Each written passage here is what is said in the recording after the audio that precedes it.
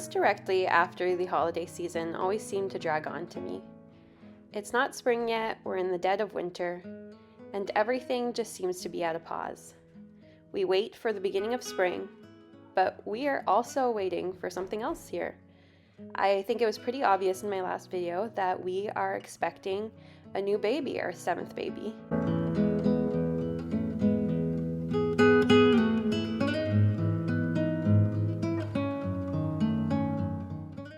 Today I want to take you along with me as I spend a weekend just doing a few things, getting ready for the arrival of our newest little one, and just talking to you about what I do as a mom of so many kids to get ourselves ready for when I'm going to be postpartum and healing. The first thing I'm doing in this video is canning up some tomatoes that had been sitting in my freezer and I just needed to deal with right away so that I could make more space for some freezer meals and some breads and stuff that I just wanted in the freezer for when the baby comes.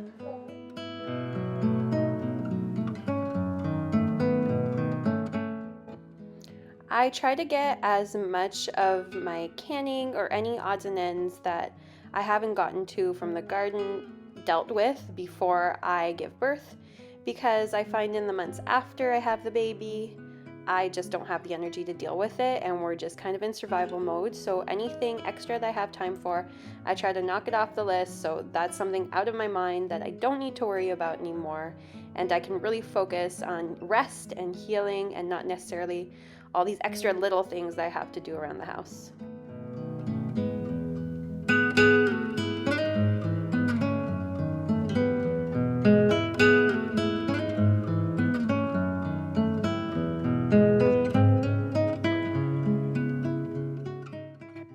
Another big thing I try to focus on is preparing meals for my family. There was one year where I decided I was not going to do this, and it ended up being really stressful for my husband. My husband is not a chef. He doesn't really spend much time in the kitchen. It's not his strong suit, and that's fine because I don't go out and work his job. I would not be good at it. That would not be something that I excel at. So I understand that being in the kitchen is not his thing. So I try to get as much prepared as possible to make it as easy for him as possible.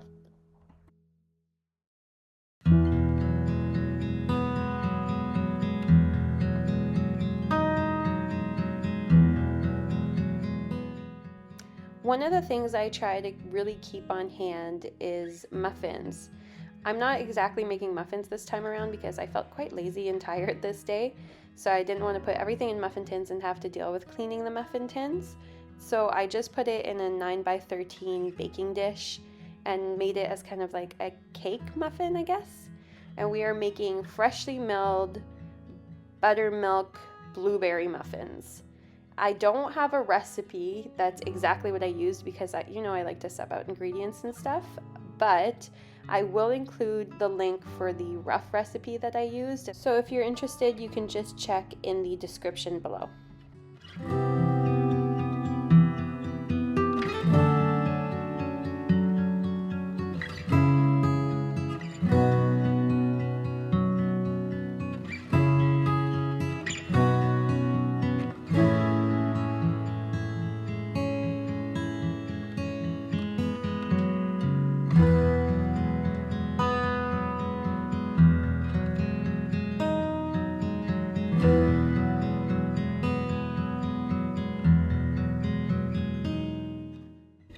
While waiting for my muffins to cook, I went ahead and got my canner out and started the process of heating up my jars, which I know is not necessary, but I've had a lot of jars break on me lately, so I'm taking the extra step. I try to look at them and make sure they're not cracked in any way, but I'm finding that I have a lot more cracked jars than usual, so I wanted to take the extra precaution and make sure that I am not leaving any room for chance.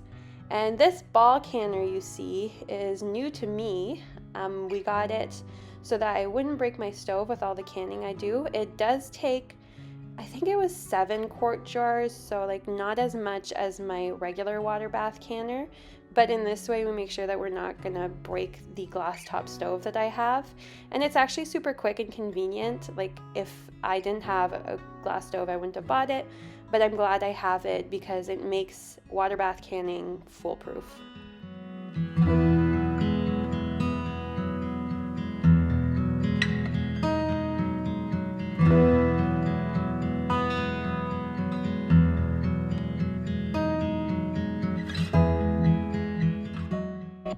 So the way this canner works is that everything is automatic. All you need to do is fill it up with water to whichever line it tells you to do it to, and then heating up your jars. All the steps are automatic, and you just keep pressing next on the base plate of the canner. And as you can see, there's a spout on the side. So once I'm done with canning, I don't have to lift the heavy pot. I just literally open the spout and let all the water go. So here I am setting a timer for how much time I'm going to water bath the tomato sauce. And I just let it go. It gets it up to the right temperature and does everything I need to.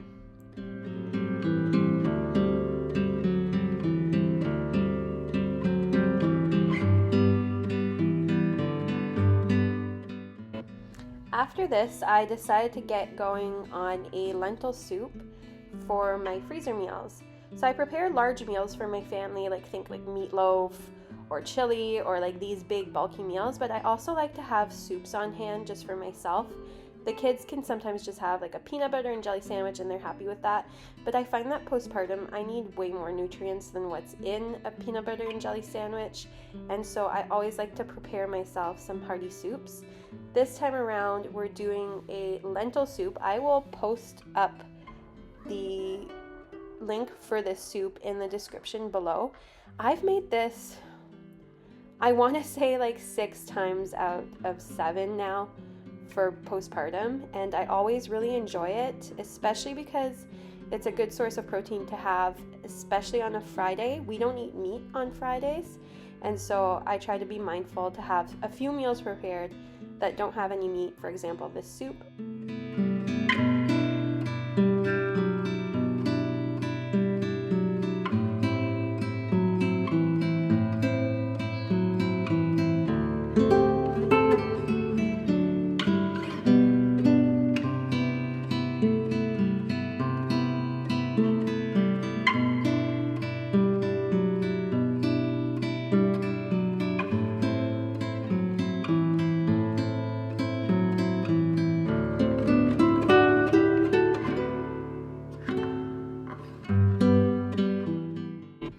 So as I'm cooking this, I just wanted to give you guys an idea of the kinds of meals that I put together while I'm postpartum.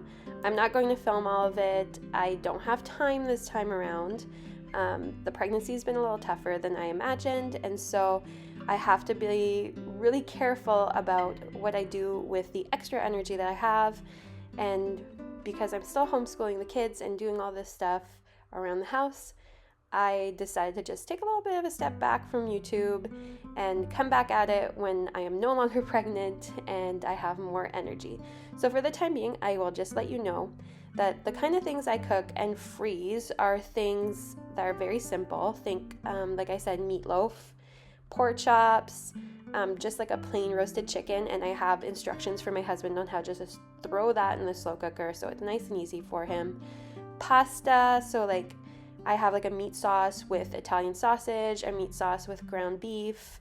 We also do things like chili and chicken noodle soup, and also a shepherd's pie, a meat pie, pizza, tacos. Think really, really easy meals, but that still can be nutrient dense and provide us with energy and protein and all the things we need to stay healthy. I don't want to run and buy all these freezer meals from the store or constantly be going to get takeout, because I feel that that would probably be my husband's go-to because he really doesn't like cooking. So by having all these things on hand for him and coming up with a meal plan of what I do is I make 14 meals and then I repeat them. So we'll have about a month worth of freezer suppers that we can just reheat. And then for myself, I will make like a liver pate. I know that sounds gross, but it's actually quite good, especially when you're postpartum and you're craving that kind of food, like very rich and nutrient dense. I also make different kinds of soups like I'm showing you today, and I have some meatballs on hand, some pre-cooked bacon on hand, and some pre-cooked breakfast sausage on hand.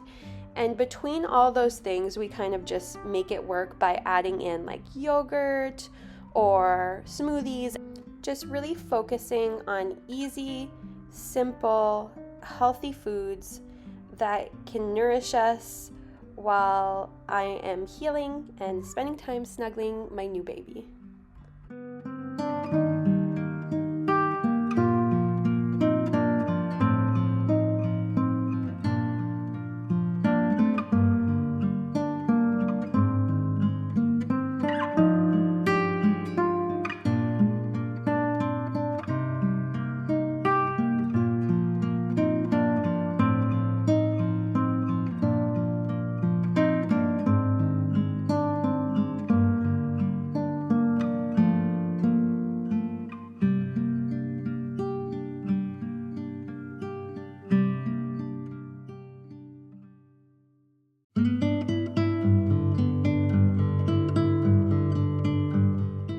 The next day I decide to get some meatballs going. I like to make the meatballs beforehand, cook them, and then freeze them in Ziploc bags. And then if I'm hungry and I want a little bit of protein, this is especially after my husband has gone back to work, then I can just throw a couple meatballs in the oven for, 20 minutes. And then I have an easy, very healthy, protein-rich snack to have while I'm nursing or doing whatever I need to. I mean, a meatball is super easy to eat. It's basically, you can eat it one-handed. So it's a nice snack to have on hand.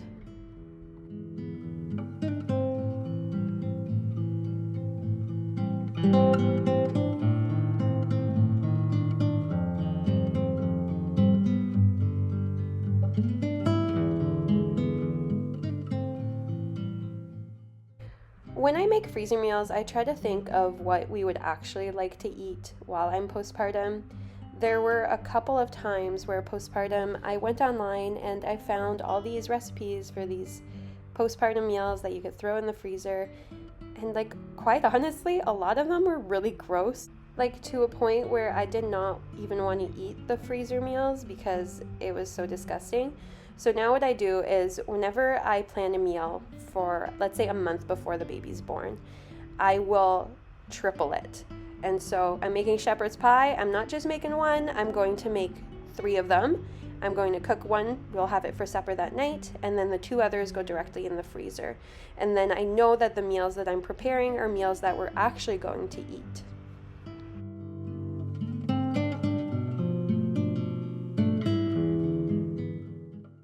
I know of some people who like to have a big freezer meal cooking day. I find those days exhausting and I don't look forward to them. So I use my weekdays to prepare the supper meals that are going in the freezer, and then my weekends I'll do a few projects. And so I'll do like the meatballs like I'm showing you today, or the soup, whatever I can think of that I would like to have on hand as an extra rather than a full meal.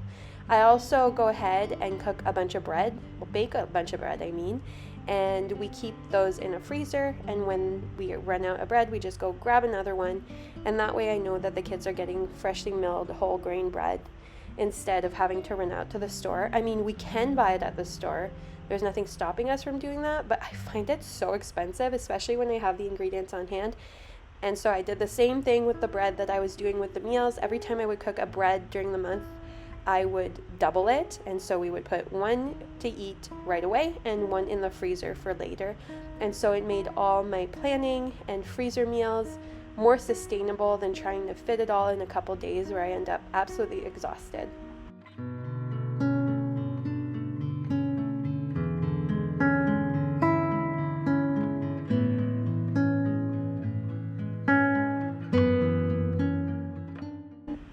After the soup had cooled down enough overnight, I packed it in these Tupperware containers. I guess you would call them plastic containers. I make sure to wait until the soup is completely cooled off because you don't want anything hot touching plastics, because that's when the plastic leaks into your food. And so I always wait until the next day, and I fill up these freezer meals, not quite to the top, because if you do fill it to the top, the cover will pop off and the soup won't be as fresh. And then I just put it in the freezer, label it with whatever it needs to be labeled with so I remember which soup it is. And on the day where I'm craving soup, I'll take out the soup in the morning out of the freezer, let it thaw a bit, and then warm it up on the stove. And then I have an easy, quick, healthy meal.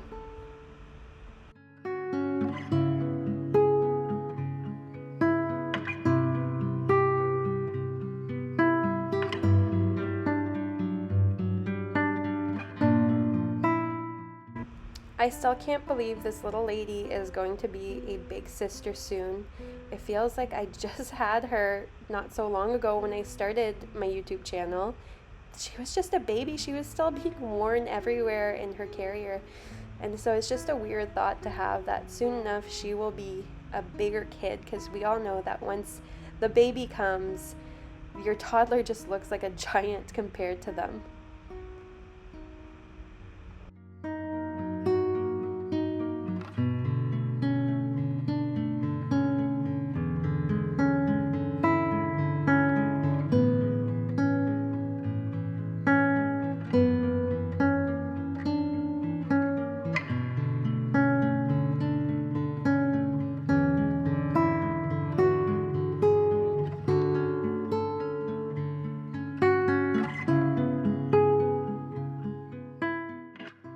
Another thing I like to do to prepare myself for the arrival of our baby is to consume herbs and supplements that will help me not only during the actual labor, but also during my postpartum recovery. One of my favorite things to consume is probably red raspberry leaf tea. I consume it in the form of Nora tea. So if you haven't heard of Nora tea before, it's a tea that you take just to strengthen your uterine muscles, give you some vitamin K so that controls some of the bleeding a little bit, and just nourishes your body. It has nettles in it, so that's the N, oat straw, which is the O, red raspberry leaf tea, which is the R, and alfalfa, which is the A. And this is actually a lot of the different things that we give to our cows who are lactating. And so it's just full of nutrients and so delicious. I get all my ingredients from a bulk organic store online, but they sell them on Amazon too, so you could get bulk packages of everything.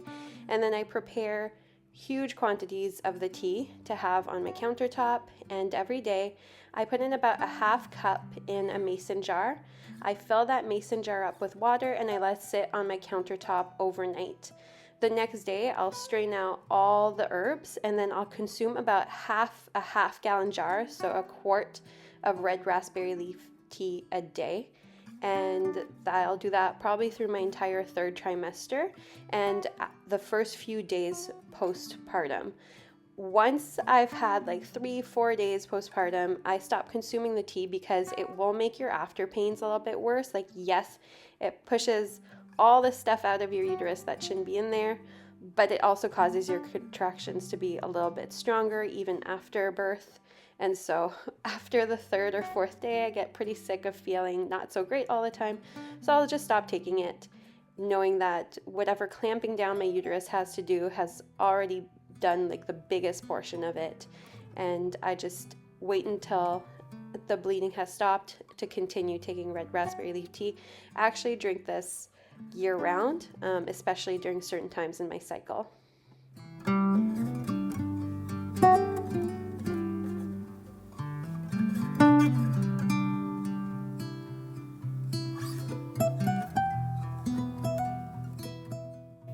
So once the meatballs have cooled down, I will label some Ziploc bags again. Yes, I keep labeling them, but this is so important because if I don't label these bags, my husband won't know what he's looking for in the freezer, and I might forget what I made or when I made them.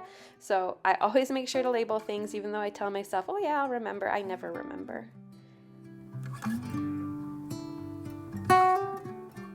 And that's it for me this week. I have decided I'm not going to record anything until after the baby is born, just to give myself some time to get ready for everything. But if you're new here and you haven't done so already, please go ahead and subscribe, and I will see you all next time.